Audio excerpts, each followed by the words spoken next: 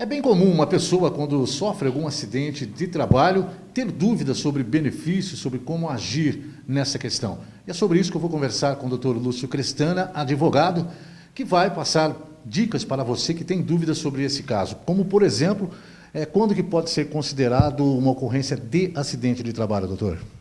O acidente de trabalho ele se caracteriza quando a pessoa sofre, ela está a trabalho do empregador ou à disposição do empregador, ou no percurso para o trabalho ou para a sua residência, ela sofre um acidente de trabalho.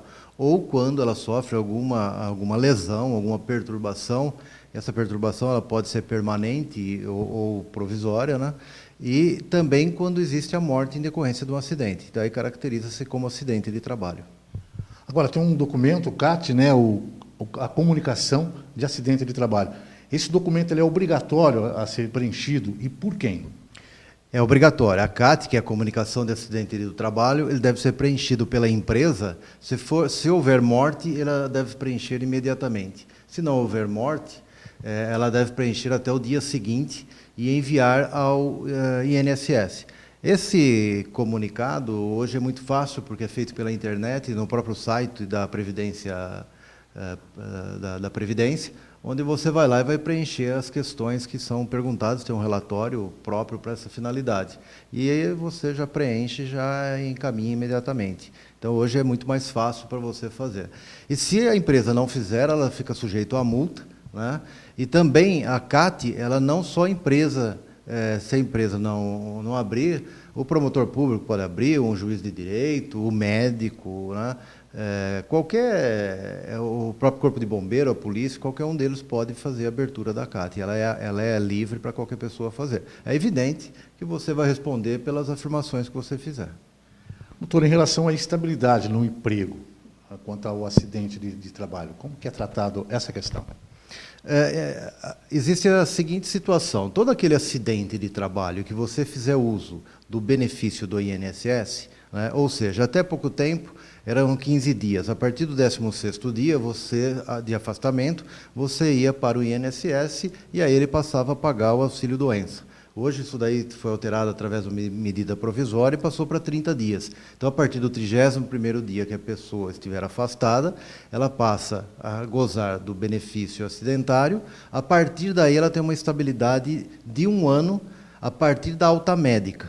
Tá? Então, aquela pessoa que fizer uso do benefício, ele passa a ter o direito a essa estabilidade por 1 ano a partir da alta médica. Quer dizer, a hora que ele sarar, fica bom, a partir daí ele tem 1 ano de estabilidade.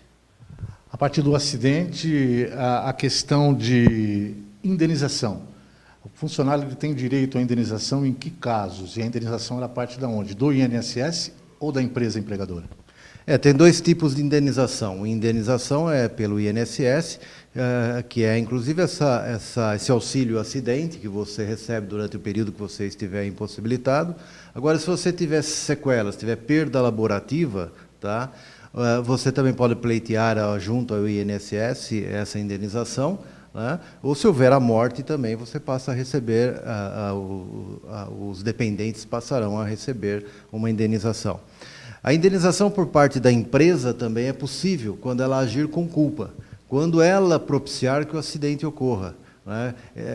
Muitas empresas, inclusive aqui em Matão, a maior parte das empresas, aqui as metalúrgicas, elas são empresas de risco, o trabalho.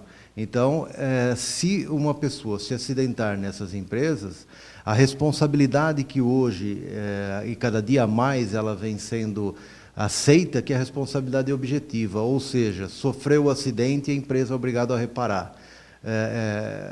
Ela é que tem que provar se o empregado que foi culpado. Se ela não teve culpa, é ela que tem que fazer a prova, inverte o ônus da prova. Então, essa responsabilidade objetiva, ela vem propiciar ao empregado uma situação mais benéfica na hora de fazer a prova. Mas a indenização, tanto só pode ser por parte do INSS, né, como por parte do próprio empregador.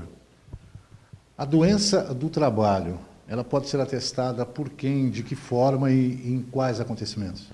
A doença do trabalho, normalmente, ela é atestada por um perito, por um médico perito, né? Normalmente, o afastamento também, né, a partir do 31º do dia, quando a pessoa vai pedir o auxílio ao INSS, ele tem que passar por uma perícia médica. Então, esse médico do INSS é que está apto a atestar aquela incapacidade. O acidente de trabalho, ele também se caracteriza por doenças ocupacionais, por doenças do trabalho, que são aquelas doenças que a pessoa adquire no desempenho daquela função na empresa. Muitas empresas até, ela propicia o desenvolvimento destas doenças em função da atividade que a pessoa pratica na empresa. Então, essas doenças também se caracterizam como acidente de trabalho.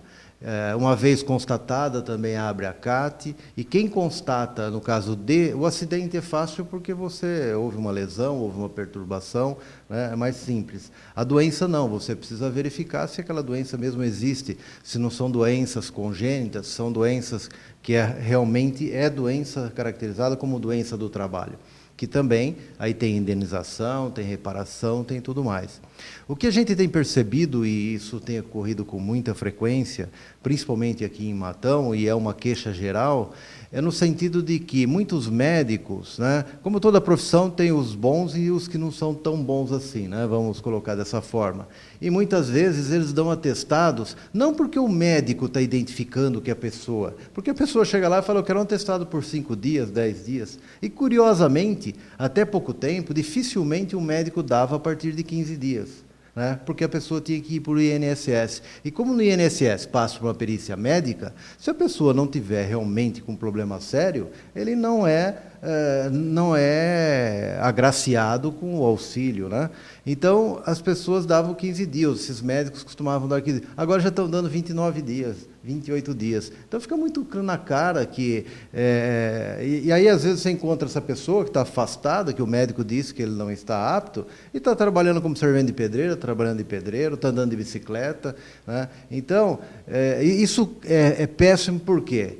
Cria um ônus para as empresas, cria um ônus para o INSS e para o próprio trabalhador, para aqueles trabalhadores que realmente necessitam desse auxílio. Porque quando eles vão pedir, hoje, qualquer atestado médico que chega numa empresa, não é visto assim, simplesmente, parte primeiramente por uma dúvida. Será que é verdade? Será que é isso mesmo? Tá? Por quê? Em função de que existem muitos atestados que claramente a pessoa não necessita, a pessoa tem condições de trabalhar, né? Porque às vezes a pessoa não precisa ir lá na empresa e fazer exatamente aquela função que ele está fazendo. Se a pessoa tem boa vontade, ela vai conseguir alguma outra atividade para ser feita naquela empresa.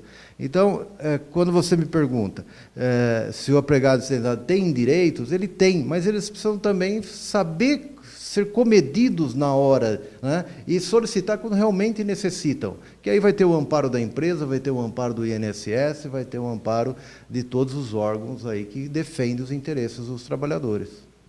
Doutor, é bom lembrar, a imprensa destacou há pouco tempo aí, uma funcionária que estava afastada, né? No entanto, ela foi surpreendida na praia, se divertindo, a empresa utilizou a própria rede social dela para entrar na justiça contra essa pessoa. Uma pessoa que está afastada por doença, ela tem que estar doente, doutor.